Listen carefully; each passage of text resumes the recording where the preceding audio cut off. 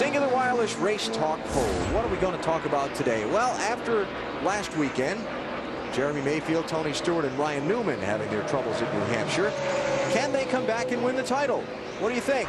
They're out of it, they can make it up, or they need some help from some of the other drivers in order to have a shot? Cast your vote. We'll get your opinions a little bit later on. Okay, got mine. Robbie Gordon in the singular car, overtaken by the leaders just a little bit ago. He is a lap down. And obviously struggling with the handling on that car. Speaking of struggling with the handling, leaders have caught Michael Waltrip and put him a lap down. Yeah, Michael Waltrip, 23rd spot right there. Started 5th today, so day not going to Mikey's liking. Now for 3rd place. And Matt Kenseth, as well as he was running in the 17 car, once at 12 and 2 Newman and Walsh got by.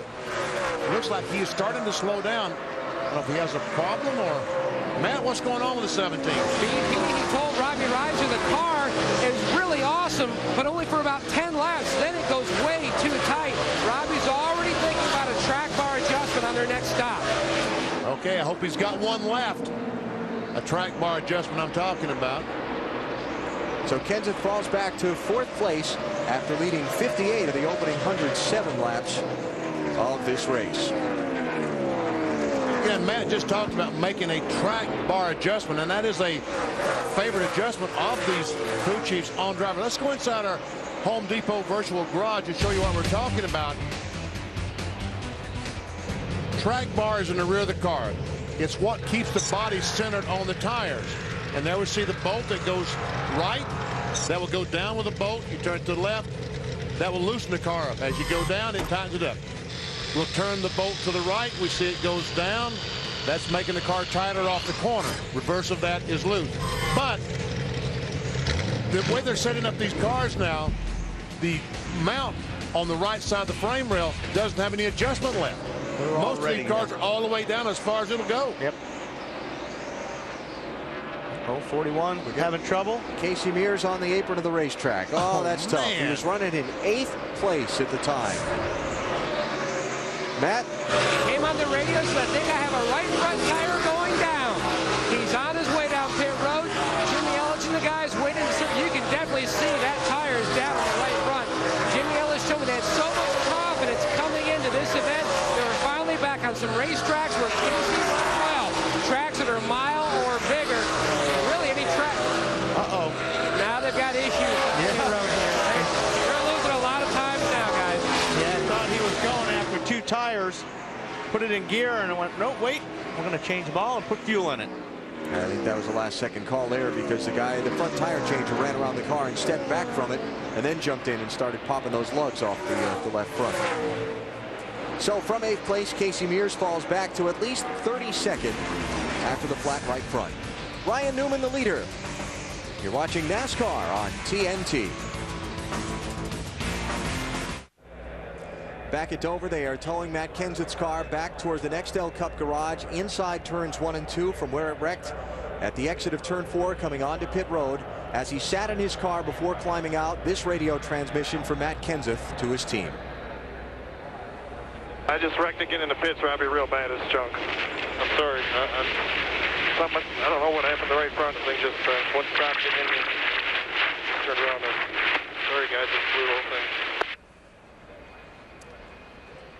And Matt Kenseth now from the Infield Care Center. I feel really bad for you. Fortunes can change very quickly, can't they, Matt? Yeah, I mean, that definitely, I feel a list of the dumbest thing ever did in a race car. It definitely tops that, but that's a shame. We were too tight, and, you know, I thought we heard a right front tire, and we were talking about whether to pit or not to pit, and, you know, I was out on the track, and kind of the last minute I decided to pit, and I was on the brakes plenty early, and when I got an apron, it was real sandy, and I should have known that because that other car blew up, and it was still pretty slick down there. Nobody's pit under green yet, and it just, I just lost control of it in one stop.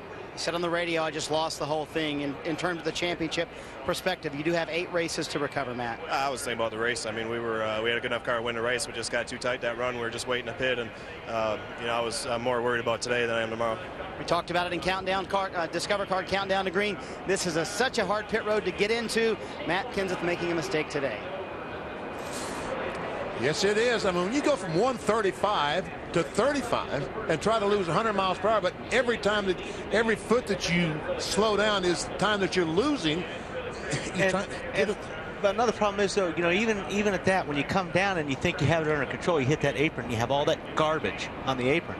And I'm telling you what, on one of these race cars, when you hit the marbles, like Brian Vickers did in the 25 car, or you come down on the pit lane and hit that dirt, speedy dry, and all that rubber, you lose control. I mean, the cars start to slide, and you'll see it'll turn a little bit more to the left to try to get inside the cones, and that's it. It'll snap around on you so fast, and there's nothing you can do because it's very slippery down there. At the very top of the show today, we showed you Tony Stewart doing the same thing, except Tony realized he couldn't make it. He turned back on the racetrack.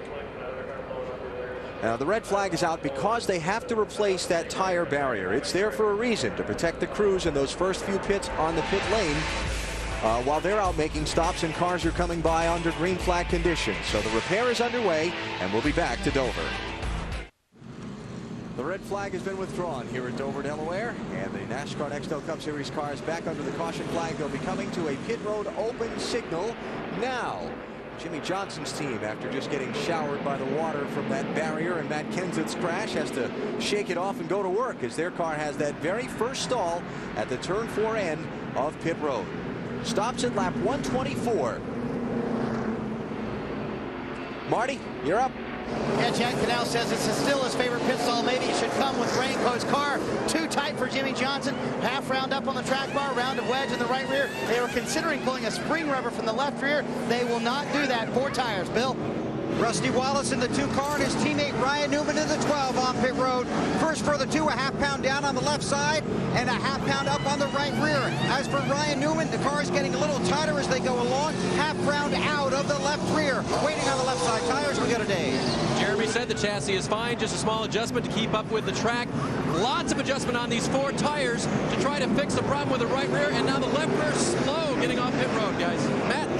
Mark Martin entered pit road 11th. They made a chassis adjustment and air pressure adjustment. His car was big time tight on that last run, guys. You know why Chad Knaus likes that first pit stall all the way to the turn 4 into pit lane? I don't know, but he came out second, so I guess that's why he likes it. It gets him out of the traffic. They get into their pit stall instead of all that jockeying that goes on as cars come down pit road at speed, getting to their spots. He's in his pit stall getting his work done, and they have clear traffic coming down the pit lane. Have a seat, Ryan Newman. 48-2, 97-8, 88. Good pit stop for those guys. Ryan Newman holds the lead here at Dover.